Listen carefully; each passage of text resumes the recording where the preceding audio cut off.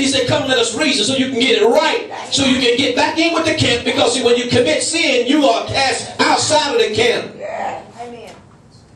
That's it. Thank you, Lord. That's it.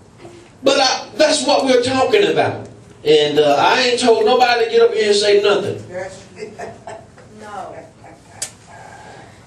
My God. But the church is in transition, and I thank God for giving confirmation that we're on the right track. Right. The First Lady said it once time again, God is not trying to make us happy. That's right. What makes him happy is when he look down from heaven and look and see what's going on here in earth is happening in heaven. That's what makes him happy. What makes him happy is when we begin to do his will. When we begin, he said, why call me Lord, Lord, do not what I say. And if you love me, keep my commandments. Amen. That's how God is happy. When we begin to do what he said. Exodus, very quick, and we're going to go. Amen. Amen. Exodus 16. And I'm so glad once again to have my friend Prophet Burke and his wife Prophetess Burke of in his holy presence in our very midst today. Amen. Thank God for them.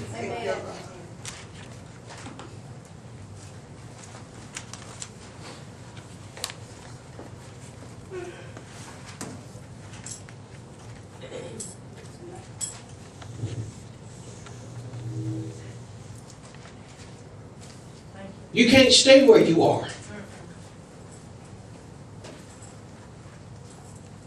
You can't stay where you are, and you can't make excuses for staying where you are. Yes, that's right. That's right. Come on. You can't begin to do like Israel Come on. and look around at all the other nations. They're doing it. That's right. That's right. But God is telling you not to be like them. That's right. He sure is. I've given you a whole set of rules That's right. for you to begin to live within this kingdom of mine. Do what I say. That's Amen. it. Amen.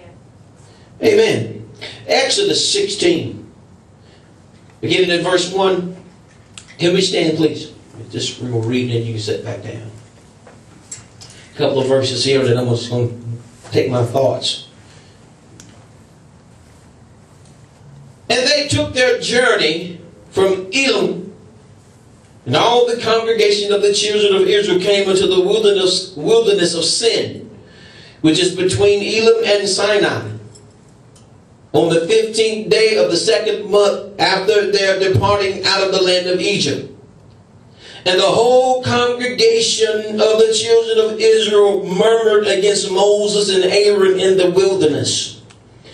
And the children of Israel said unto them, would to God that we had died by the hand of the Lord in the land of Egypt, when we sat by the flesh pots, and when we did eat bread to the full. For ye have brought us forth unto this wilderness to kill this whole assembly with hunger. You can have your seats in the presence of the Lord. The Lord ain't trying to do nothing to you but bring you into a place of blessings. That's right. That's Bring you into a place where he can do something in your life. That's right. That's right. That's all he's trying to do. That's all he has ever wanted. All he's ever To bring the people unto himself so he can put his word in their hearts and in their minds. Amen. So he can sanctify a kingdom-minded people unto himself. That's right. Our problem is we are so much like the children of Israel begin to murmur and complain against the move of God. Help us, Lord. Help us, Lord. God was transitioning them from a place that he had already promised Abraham, Isaac, and Jacob that he was not leaving them in Egypt. I'm going to bring them out and bring them back to a land that's flowing with milk and honey. Our problem is, amen, we get rooted and grounded in the place where God don't want us to be. Come on now. Come on. We get comfortable there, and then when God says time to go, then we can begin to wonder why. Why? What's going on? Why come we got to transition? Why we got to do this? Why we got to do that? Why we got to have service every day of the week? Come on. Come on. Why we got to be back on a Sunday night? Didn't we have service this morning? Oh, God moved this morning, but you trying to call it back on a Sunday night? Why we got to be, why this and why that? Yes. Come on now. Talk to us. No transformation. It's got to be that. God was transitioning them out of Egypt. But he brought them to a place where he said, I got to deal with what's going on inside of their mind. He brought them into the wilderness of sin. And just like God thought, you know something? What's in focus soon come out. Every time. Every time. All it takes is just a little testing. Every time. A little trying. Yes. A little heat. That's right. Come on. Every time. And as soon as God got them out there, it came out. That's right. Yes, it did. Yes, it did. And they began to murmur and complain about what God was doing. Now I'm going to tell you something right now. We don't have to ask God to bless us with the necessities of life. That's right. That's it. That's right. Guaranteed. I done went past praying for food and clothes and money. Yes. I done went past praying for those types of things.